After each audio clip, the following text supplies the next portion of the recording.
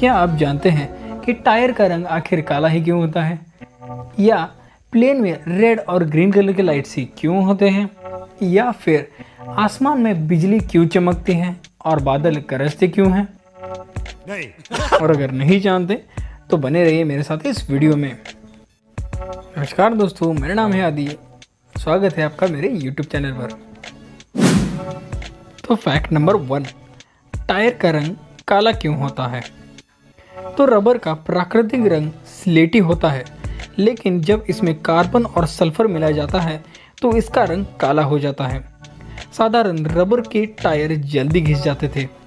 इसके बाद थोड़ी और रिसर्च की गई और पाया गया कि रबर में कार्बन और सल्फर मिलाकर इसे मजबूत किया जा सकता है।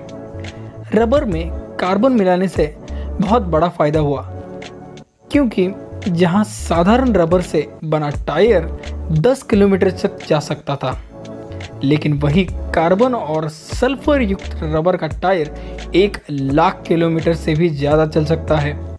इससे आप अंदाज़ा लगा सकते हैं कि टायर बनाने के लिए रबर में कार्बन और सल्फर मिलाना कितना ज़रूरी है। क्योंकि रबर में कार्बन और सल्फर मिलाते हैं, इसीलिए टायर का रंग काला हो जाता है।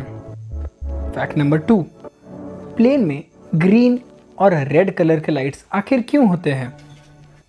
तो इन लाइट्स का निर्माण इस तरह किया जाता था कि प्लेन हवा में भीड़त से बचा ले।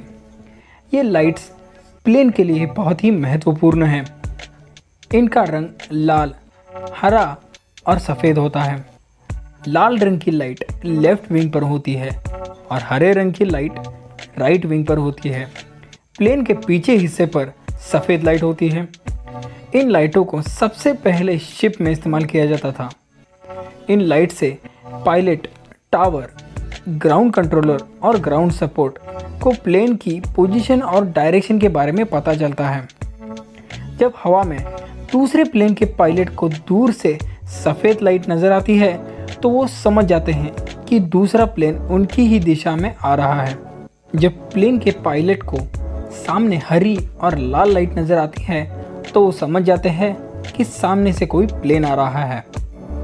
फैक्ट नंबर 3, आसमान में बिजली क्यों चमकती है और बादल क्यों गरजते हैं? तो आपने अपने घर में या बाहर बिजली के तारों में उत्पन्न हुई छोटी चिंगारी तो देखी होगी। आकाश की बिजली भी इसी चिंगारी की तरह होती है। अंतर यही है कि यह चमकने वाली बिजली बड़े पैमाने की चिंगारी होती है। बादलों में नमी होती है। यह नमी बादलों में जल के बहुत बारीक कणों या बर्फ के क्रिस्टल्स के रूप में होती है। हवा में गर्मी आने से यह अत्यधिक तेज़ी से फैलती है और इसके लाखों करोड़ों अणु आपस में टकराते हैं। इन अणुओं के आपस में टकराने से गरज की आवाज़ उत्पन्न होती है। प्रकाश की गति अधिक होने से बिजली की चमक हमें पहले दिखाई देती है। ध्वनि की गति प्रकाश की गति से कम होने के कारण बादलों की गरज हमें देर से पहुंचती है। तो बादल क्यों गरजते हैं? विद्युत धारा के प्रवाहित होने से रोशनी की तेज चमक पैदा होती है। आकाश में यह चमक अक्सर 2-3 किलोमीटर ऊंचाई पर ही उत्पन्न होती है। इस चमक के उत्पन्न होने के बाद हमें बादलों की गरज भी सुनाई देती है। जब हवा और इन जलकणों के बीच घर्षण होता है तो इस घर्षण के जलकण आवेशित हो जाते हैं, यानी कि चार्ज हो जाते हैं। बादलों के कुछ समूह पॉजिटिव और कुछ नेगेटिव आवेशित होते हैं। तो पॉजिटिव और नेगेटिव आवेशित बादल जब एक दूसरे के समीप आते हैं तो टकराने से अति उच्च शक्ति की बिजली उत्पन्न होती है। इसी के कारण हमें बादल गरजने की आवाज़ आती है। तो दोस्तों, अगर आपको ये वीडियो नॉलेजेबल लगी तो एक लाइक ज़रूर कर देना और हाँ, जाते जाते हमारे चैनल को सब्सक्राइब ज़रूर करें। Thank you.